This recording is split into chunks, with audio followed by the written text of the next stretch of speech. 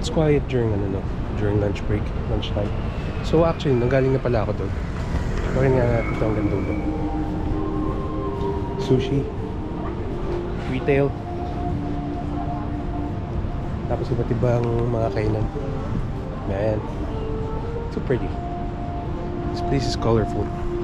Teka, kuha naman ako ng picture.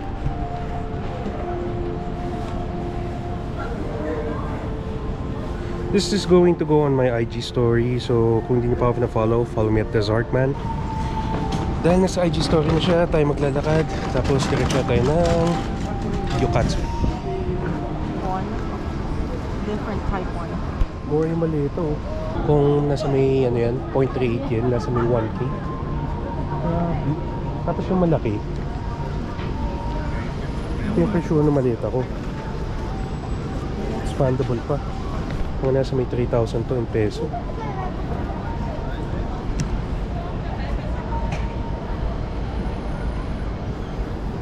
Sa susunod. No, I would just... Gusto mo na bagong dirt shoe. 8,000. Nasa may 3K plus.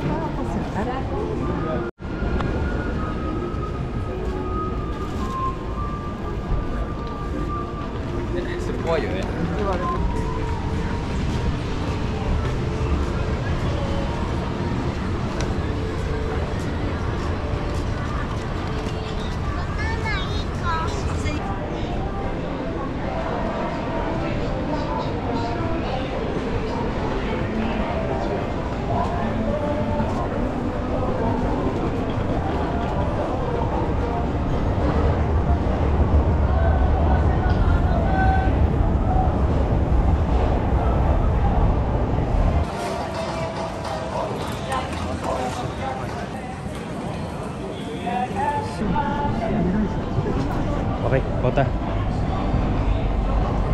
Now it's time for lunch. I could really eat. Kasi pagkatapos ito, kailangan natin dumiretso. It's supposed to be here somewhere. Ito na ata, parang nakikita ko na. Huwag lang sana mahaba ang pila.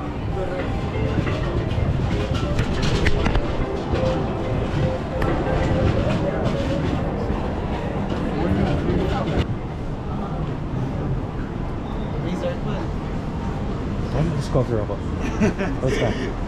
What's that?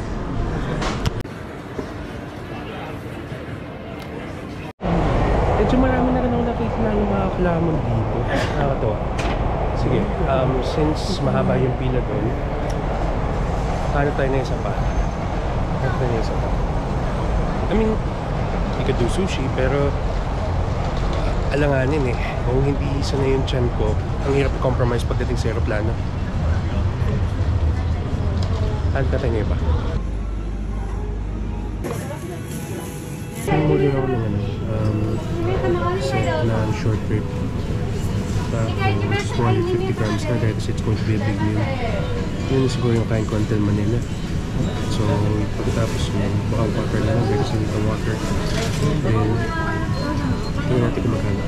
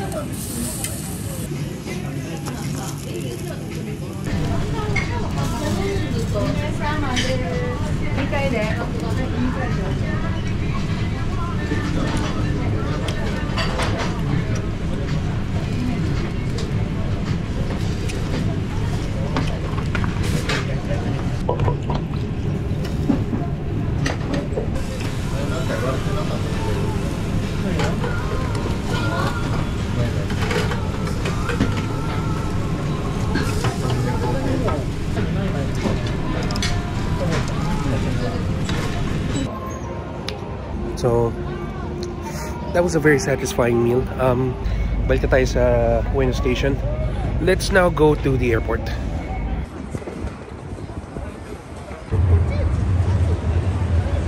Ito tayo doon. You have to me? Taas nga ako. Taking it all in. Okay, so nandito na ako sa loob ng KC Skyliner. Yung nakalagay dun sa ticket, nasa may 2,500. Pero nung una, yung mga malalaking bari ako, yung mga denominations of 10, yun yung unti-unti ko nang ginamit. Tapos, nagdagdag ako ng 2,000 yun. Which begs me to the second question. Dahil kasi siguro nakaano lang ako, passenger, hindi reserved seating. So, ang nakuha ko ay yung regular passenger ticket lang na nasa may 1,400 and then nasa may 1,500. As I was saying, minatira pa ako na 1,400.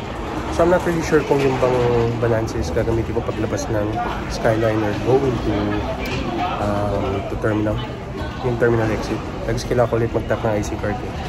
Pero so far, very interesting experience. It's a far different experience compared to the time I was here. So, ang kinuha natin ito ay alas 2 ang dating. And it's set to arrive at Narita mga around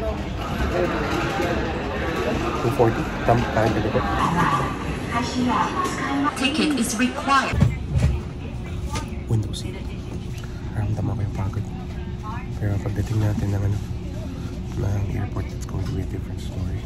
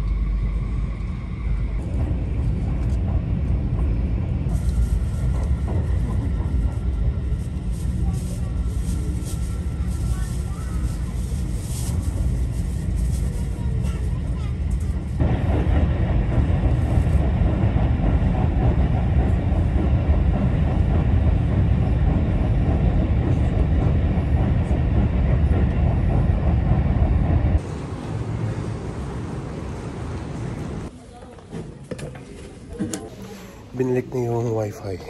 Okay, so here's what happened. Pabalik-balik ako dahil kasi from Terminal 2, naglakad ako ng 500 meters, napakalamig ng hangin, papunta dito sa Terminal 3. And then from Terminal 3, hinanap ko yung domestic. Tapos, since hindi binabasa kasi yung pag-input ko ng itinerary, tumingin ako doon sa monitor nila. Yung counter ng mga international ay nasa kabilang dulo, which is near the elevator, which is near money counter. So, ako naman tong si nag-assume na pwede na mag-check. So, pumunta ako doon. Isarado pa. Tapos, bumalik ulit ako doon sa kabilang dulo, doon sa domestic. Tapos, sabi daw nila, balik daw ako doon sa B. Pero mamaya na daw dahil kasi hindi pa siya open. It's not travel stories kung hindi ka nagkakamishaps eh. Totoo. And pagkabalik ko nitong pocket wifi, so right now I'm just taking a breather. Tapos punta na ako dun sa taas. Tayo na muna nating bumili ng tubig bago tayo mag-check-in, dahil kasi from Narita, from Japan going to Manila is going to be around 4.5 hours.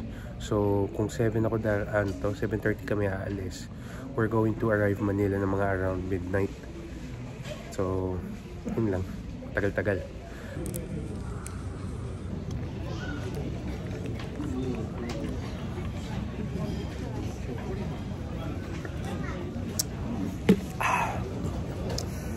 Sige, let's try to check in. We're flying Jetstar. Dun tayo sa B. They're setting up. Hapa na pila. I'm getting exhausted.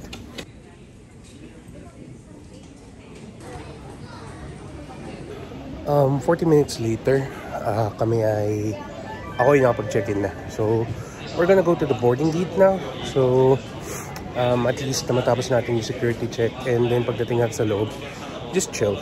So, nararamdaman ko na yung pagod for the last few days eh. I mean, walking 15,000 steps minimum times 5, so around 75. Yeah, 75,000. Hindi, tama, 75k steps. That was a lot. So, sige, konti lang. Last stretch, last stretch. Meron pa lang ganito. I'm gonna buy one for home. Sorry. Parang special kit kata tayo. Next time. Ito importante. Dahil I really want the family to try this.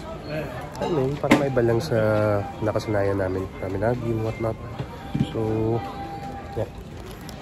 Bring one Japan's best. Technically, meron sa cash and carry. Pero, ayun yun. Parang pagdating ko sa cash and carry, parang sakto lang yung pera ko eh. Kaya habang nasa akin ng credit card ko right now, habang hawak ko right now, wala ka natin ng budol.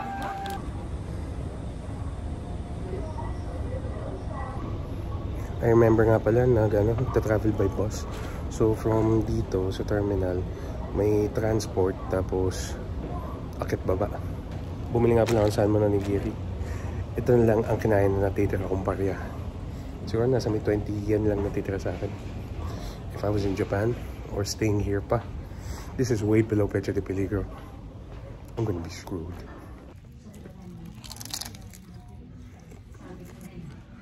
Thank you. Every chair has charging ports. Actually, kung layover ka, tapos ayaw mo gumastos, magagawa mo na paraan na dito mag-spend ng buong gabi. Mga ganun.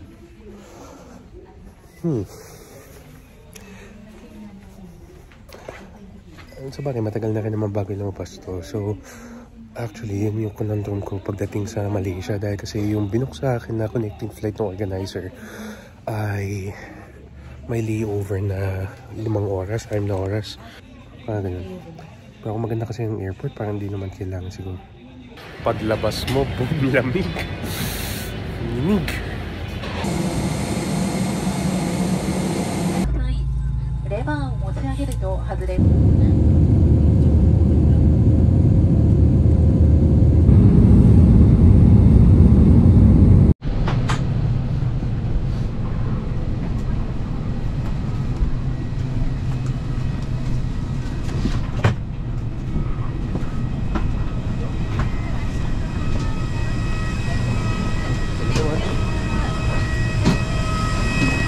What up, Manila? We're back. Okay. Kailangan ko pala palitan yung SIM ko bago tayo bumaba. Kailangan ko na mag-book. At kailangan ko mag-withdraw.